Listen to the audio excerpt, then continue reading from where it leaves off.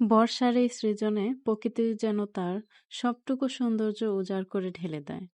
আর সেই সৌন্দর্যের মুগ্ধ হয়ে তাকিয়ে থাকি আমি তাদের দিকে। মাঝে মাঝে কিছু অংশ ভিডিও করে নেই আপনাদের সাথে শেয়ার করার জন্য। হ্যাঁ, আজকে শুধু আমার গাছপালা নিয়েই ভিডিওটা। তো আশা করি সবাই লাইক দিয়ে ভিডিওটা দেখবেন। প্রথম থেকে শেষ পর্যন্ত আমার সাথেই যুক্ত থাকবেন। আসসালামু আলাইকুম, কেমন আছেন সবাই? আমার গাছপালা নিয়ে আজকে সাদামাটা ভিডিওতে আপনাদেরকে স্বাগত জানাই। প্রথমে যে রঙ্গন ফুলের গাছটা দেখেছেন ওইটা আমার শ্বশুরবাড়ির গাছ, ওইটা একটু ভিডিও করেছিলাম। ওইটা তেমন কোনো যত্নই লাগে না যেহেতু মাটিতেই আছে গাছটা, ওইগুলো শুধু একটু পানি পাইলেই হয়। আর এই গাছগুলো হচ্ছে আমার ছোট্ট একটা ছাদের কিছু অংশ।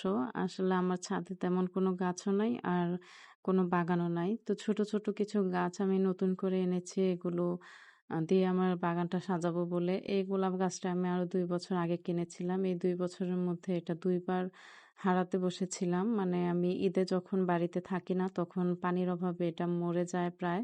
আবার এসে ছেঁটে-বেটে দিলে তারপর গাছটা আবার শাখা গজায়। আর এই ডালগুলো হচ্ছে ওইটা হচ্ছে রঙের ফুলের গাছ। আমার শ্বশুরবাড়ি থেকে ডাল এনে বসিয়েছিলাম। ওইটা হয়ে গেছে আলহামদুলিল্লাহ। আর যে গোলাপ গাছ থেকে ছেঁটে দিয়েছিলাম সেটাও শাখা গজিয়েছে। আর এই ডালটা হবে না, কালো হয়ে গেছে, এটা আমি উঠিয়ে ফেলে দিচ্ছি। এটা হচ্ছে রেন লিলি গাছ। এটার মধ্যে আরো কয়েকটা ছিল। এটা উঠিয়ে আমি অন্য পাত্রে দিয়েছি। দেখেছেন ১ম এ যে আমি গাছে পানি দিয়েছিলাম। আর এখানে সাদা গোলাপের কিছু ডাল বসিয়েছি আমি। এটা থেকেও কুঁড়ি এসেছে। এটাও আমার শ্বশুরবাড়ি থেকে এনেছি। আর এই জবা ফুলের ডালটাও আমার শ্বশুরবাড়ি থেকে এনেছি।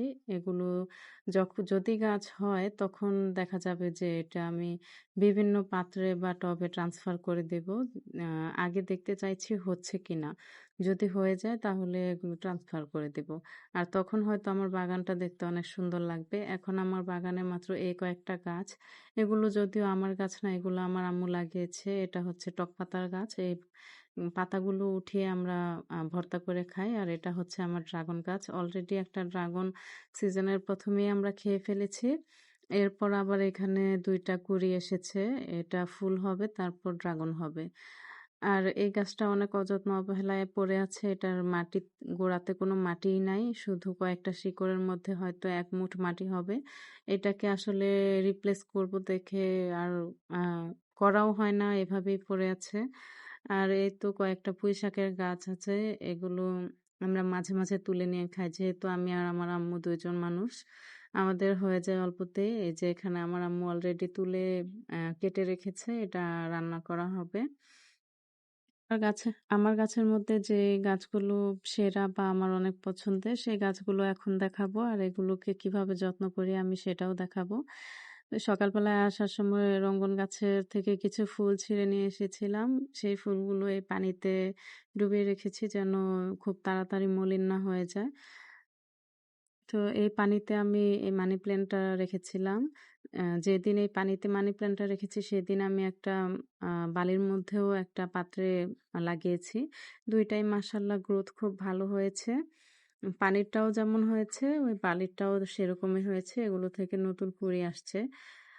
তো অনেকেরই দেখা যায় পানিতে রাখলে পচে যায়। আমারও আগে এরকম হতো, এখন হয় নাই মাশাআল্লাহ।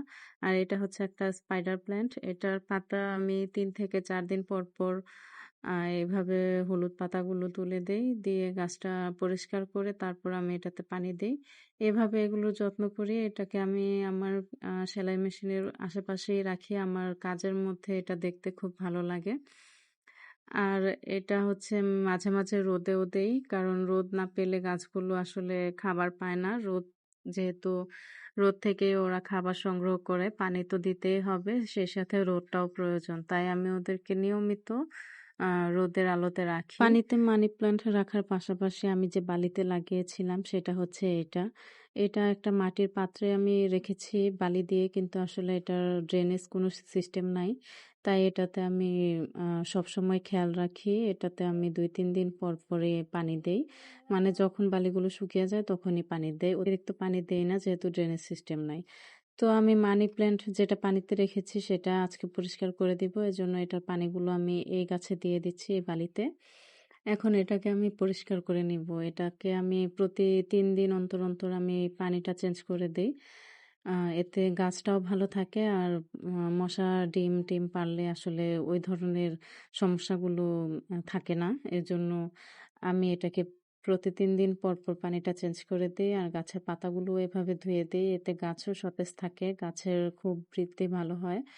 আর আমি যে পাত্রতে রাখি ওই পাত্রটাও পরিষ্কার থাকে। নয়তো শ্যাওলা পড়ে যায়, ঘোলা হয়ে যায়, পানিগুলো দেখতে ভালো লাগে না, শেকড়গুলো পচে যায়।